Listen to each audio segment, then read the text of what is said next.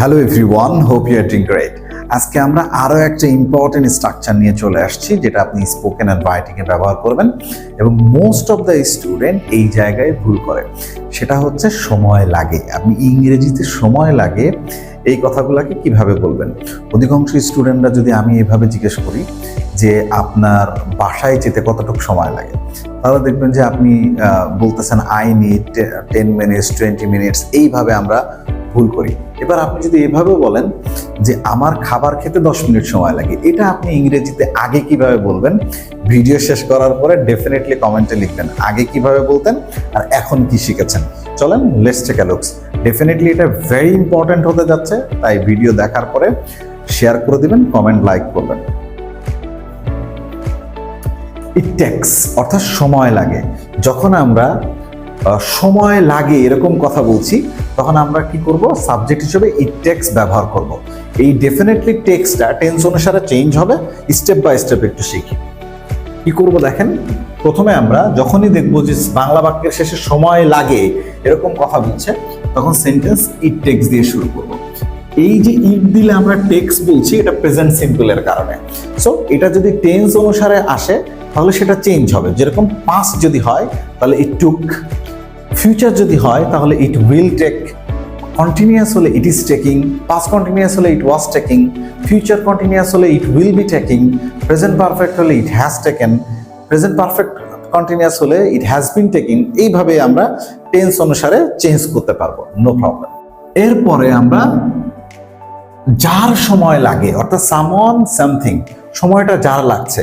আমি যদি বলি আমার সময় লাগে তাহলে মি, আমি বলি তোমার সময় লাগে তাহলে ইউ, তাদের সময় লাগে তাহলে দেম, অর্থাৎ অবজেক্টিভ ফর্ম, প্রোনাউনের অবজেক্টিভ ফর্ম, যার সময় লাগে সেইটা বসাবো। এরপর একটা টাইম দিব, তার মানে কতটুকু সময় লাগে, 1 ঘন্টা 2 ঘন্টা 5 মিনিট 10 মিনিট, সেই টাইমটা বসাবো। তারপরে একটা টু বসাবো, ভার্বের প্রেজেন্ট ফর্ম বসাবো। এরপরে অতিরিক্ত অংশ noun, adjective, etcetera, that means object বসাবো, তাহলে আমাদের বাক্যটা হয়ে যাবে। তাহলে চলুন একটা এক্সাম্পল দিয়ে ভালো করে স্টেপ বাই স্টেপ বুঝি। একটা এক্সাম্পল দেখি। ঢাকা থেকে বাসে গ্রামে যেতে আমার 8 ঘন্টা সময় লাগে। আমরা মূলত কি খেয়াল করবো? এই যে সময় বা ঘন্টা লাগে, সময় লাগে বা ঘন্টা, যে টাইমটা লাগে সেই টাইমটা লাগে, এইটা খেয়াল করবো। তো যখন এই টাইম বলছে তখন আমরা যে কাজটা করব, শুরুতে ইট টেক্স, যেহেতু এটা প্রেজেন্ট সিম্পল তাই আমরা ইট সিঙ্গুলার, টেক্স ভার্বের সাথে এস বাই এস দিই। ইট টেক্স কার সময় লাগে? আমার লাগে। এই যে সামওয়ান, কার লাগে? আমার। তাহলে এই যে আমার, আমার ইংলিশ কি? মি। তাহলে ইট টেক্স মি। এখন দেখেন একটা টাইম বসাবো, টাইমটা কি? 8 আওয়ার্স, 8 ঘন্টা। এই যে 8 ঘন্টা, 8 আওয়ার্স। তারপরে কি আমরা টু বসাবো, স্ট্রাকচার অনুসারে টু। এরপরে মেইন ভার্ব, তাহলে সেটা কি? যেতে। এই যে যেতে, তাহলে টু গো। কোথায় যেতে? গ্রামে, অবজেক্ট বসাচ্ছে গ্রামে, তাহলে village, to village, go to village. কোথা থেকে? ফ্রম ঢাকা, তাহলে ঢাকা থেকে, ফ্রম বলতে থেকে, ফ্রম ঢাকা। কিসের মাধ্যমে? বাই বাস, বাসে করে। তাহলে ঢাকা থেকে গ্রামে যেতে আমার 8 ঘন্টা সময় লাগে। It takes me 8 hours to go to village by bus. এভাবে কথাটা বলবো। যদি কোনো কারণে আপনার এদের মধ্যে থেকে কোনো একটা অংশ মিসিং থাকে, যেরকম আপনি বাসে করে শব্দটা বাদ দিয়ে দিলেন, দিয়ে আপনি বললেন ঢাকা থেকে গ্রামে যেতে আমার 8 ঘন্টা লাগে, তাহলে দেখেন বাই বাসটা আমরা বাদ দিয়ে দিলাম, শুধু এইটুকুই বলতে পারবেন, ইট takes me 8 hours to go to village from Dhaka, right? এখন দেখেন আপনি যদি মনে করেন এই ঢাকা অংশটা বাদ দিয়ে দিচ্ছেন, ঢাকা থেকে, তাহলে ঢাকা থেকে বাসে এইটুকু বাদ দিয়ে দিলেন, তাহলে এখান থেকে আপনি বলতে পারবেন ইট takes me 8 hours to go to village, right? তার মানে আমার গ্রামে যেতে 8 ঘন্টা সময় লাগে, গ্রামে যেতে 8 ঘন্টা সময় লাগে।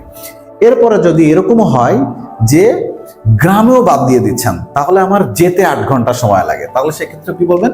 It takes me 8 hours to go, it takes me 8 hours to গো। এখন আপনি ধরেন এই অবজেক্টটাও বাদ দিয়ে দিচ্ছেন, যে আমার সময় লাগে, এটাও বাদ দিচ্ছেন, তাহলে সিরিয়াল অনুযায়ী আমরা বলবো it takes 8 hours to go, it takes 8 hours to go. তার মানে সেন্টেন্সের মেন অংশটা হচ্ছে ইট টেক্স আর time main verb, time main verb. অর্থাৎ এই অংশের মধ্যে যে অংশটুকু যেভাবে থাকবে এই সিরিয়ালই বসাতে বসাতে যাব, আর যেটা বাদ যাবে সেটা ওই সিরিয়াল মেনটেন করে বাকি অংশটাকে বাদ দিয়ে দিব। ঠিক আছে? যদি আপনি এদেরকে নেগেটিভ করতে চান তাহলে এই টেন্স অনুসারে আপনি নেগেটিভ করতে পারবেন। অর্থাৎ ইট টেকস, প্রেজেন্ট সিম্পল এখানে বলবেন ইট ডাজন্ট টেক, তাহলে পাস্ট হলে বলবেন it didn't take, right? Question হলে আমরা আগের কোশ্চেন প্যাটার্নটাকে নিয়ে আসবো, ডাজ ইট টেক, রাইট? আমরা আরেকটু প্র্যাকটিস করে করে কিভাবে নেগেটিভের কোশ্চেন করবেন একটু পরে দেখাচ্ছি। আরো দুইটা এক্সাম্পল দেখে আসি। একটি ভাষা শিখতে অনেক সময় লাগে, একটি ভাষা শিখতে অনেক সময় লাগে, একটা টাইম বললাম। তাহলে দেখেন ইট টেকস, এখানে দেখেন মি শব্দটা নাই, আগে যেরকম করে আমি বুঝাইছি, তার মানে কার লাগে সেটা নাই, তার মানে এভাবেও কথা বলা যায়। ইট টেকস আ লং টাইম, তার মানে অনেক সময়। To learn a language, it tax long time to learn a language. বাড়ি তৈরি করতে তার 2 বছর সময় লাগছে, এখন দেখেন সময় লাগছে কন্টিনিউয়াস টেন্স, তাহলে আমরা এই যে টেকের জায়গায় টেন্সের পরিবর্তন করছি। যেমন ইট is taking him 2 years to build a house. ইংরেজি শিখতে আমার 2 মাস সময় লেগেছে, লেগেছে প্রেজেন্ট পারফেক্ট, রাইট? তাহলে এখন আমরা করছি it has taken, it has taken প্রেজেন্টের স্ট্রাকচারে। It has taken me 2 months to learn English, it has taken me 2 months to learn English. সমস্যা সমাধান করতে জনের 1 সপ্তাহ সময় লেগেছিল, লেগেছিল পাস্ট, লেগেছিল past. It took John a week to solve the problem, it took John a week to solve the problem.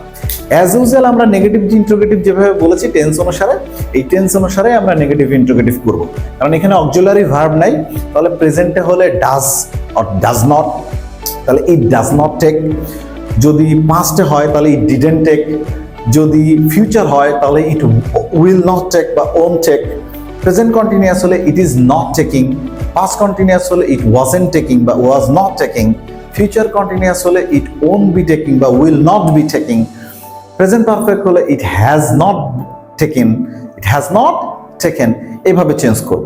প্রশ্ন করলে এই সেম জিনিসটা আগে আমরা সাবজেক্টের আগে নিয়ে আসবো। তাহলে চলেন এইভাবেও প্র্যাকটিস করতে পারেন, অথবা আপনি ছোট ছোট করে এইভাবে বাক্য দিয়ে তৈরি করতে পারেন। যেরকম আমার খাবার খেতে 10 মিনিট সময় লাগে, তাহলে it takes me 10 minutes to eat food, it takes me 10 minutes to eat food. Same ভাবে আপনি বললেন তার বাসায় যেতে আমার আধা ঘন্টা সময় লাগে, তাহলে it takes me half an hour two go to his house or her house. তার এখানে আসতে 10 মিনিট সময় লাগে। It takes him 10 minutes to come here. It takes him 10 minutes to come here. এখন যদি আপনি এটাকে কন্টিনিউয়াসে করেন যে আমার ইংলিশ শিখতে 1 মাস সময় লাগছে, তাহলে ইট is taking me 1 month to learn English. It is taking me 1 month to learn English. এখন আসেন যদি আপনি প্র্যাকটিস করেন তাহলে কিভাবে করবেন। নিজেকে কোশ্চেন আনসার করে প্র্যাকটিস করবেন, কারণ কোশ্চেন করা সামটাইমস ভেরি ডিফিকাল্ট এবং আমরা কোশ্চেন করতে পারি না। সো সেই ক্ষেত্রে আপনি যদি কোশ্চেন আনসার প্র্যাকটিস করেন তাহলে আপনার কোশ্চেন করার জড়তা কেটে যাবে, কেউ প্রশ্ন করলে কিভাবে আনসার করতে হবে সেটা কেটে যাচ্ছে। সেম ভাবে আপনার কনভারসেশনের স্কিল বাড়ছে। তাহলে আপনি এইভাবে প্র্যাকটিস করতে পারেন। তোমার কি গ্রামে যেতে 8 ঘন্টা সময় লাগে? Does it take you 8 hours to go to village? Does it take you 8 hours to go to village? এখন আপনি বলেন হ্যাঁ আমার গ্রামে যেতে 8 ঘন্টা সময় লাগে। It takes me 8 hours to go to village. না আমার গ্রামে যেতে 8 ঘন্টা সময় লাগে না, তাহলে it doesn't take 8 hours to go to village. ঠিক সেম ভাবে যদি আপনি প্রশ্ন করেন তোমার কি বইটি শেষ করতে 2 দিন সময় লেগেছিল?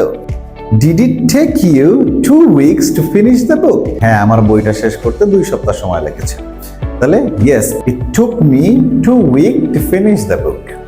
বলেন না আমার বইটা শেষ করতে 2 ঘন্টা সময় মানে 2 দিন সময় লাগেনি। No, it didn't take me 2 weeks to finish the book. So আপনি যদি এইভাবে প্র্যাকটিস করেন তাহলে দেখবেন যে এই স্ট্রাকচারের উপরে আপনার দখল চলে আসছে, স্কিল বাড়ছে এবং অ্যাকুরেসি আসছে, এবং বলার ক্ষেত্রে আপনার সাউন্ড মোর ন্যাচারাল শোনা যাচ্ছে। Hope you have understood. Thank you very much for watching and see you next video.